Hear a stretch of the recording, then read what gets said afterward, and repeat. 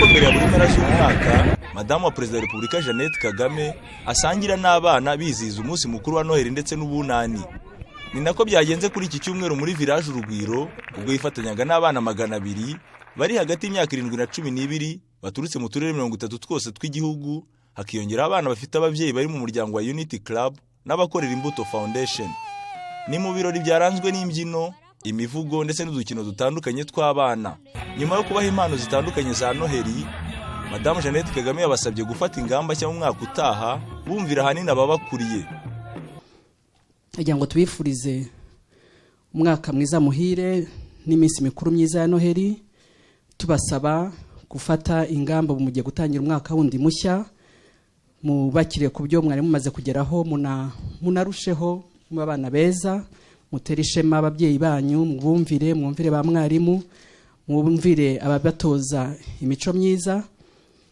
Nta kabuze muzagera ku byo mwifuza kugeraho, mudutahirize n'ababyeyi banyu babwira ko tubifuriza iminsi mikuru myiza ya Noheli n'umwaka utaha. Kuri aba bana ngo ni ibyishimo bikomeye bituma kuko bakurikiza impanuro yabahaye, cyane ko benshi ari ubwa mbere bari bamwiboneye amaso ku maso. Yatwibukije ko turi future leaders, tugomba gukomeza tukabikorera, tukarwana n'imbogamizi tugera duhura nazo. Twebwe ingamba twafasha ngaha ni ugukomeza, urabizi ko duhura n'imbogamizi zitandukanye, ariko we yadushizemo icyizere ko tugomba kuzivaho tukazitsinda mu rusange. Igikorwa cyari igikorwa cyiza cyane, byaturenze, byari ibyishimo gusa, yaba ari impano baduhaye, yaba ari uburyo twayoboyemo gahunda, byari ibintu byiza cyane, twishimye. Ibyishimo mfitiye umunsi ni ukubera yuko nabonanye na nyakubahwa First Lady, ntabwo nari muzi ariko uyu munsi nishimye kubera namubonye. Turakura ingamba zo kwihesha agaciro kandi tukigira, kandi yanatubwiye yuko ari twebwe Rwanda rw'ejo hazaza.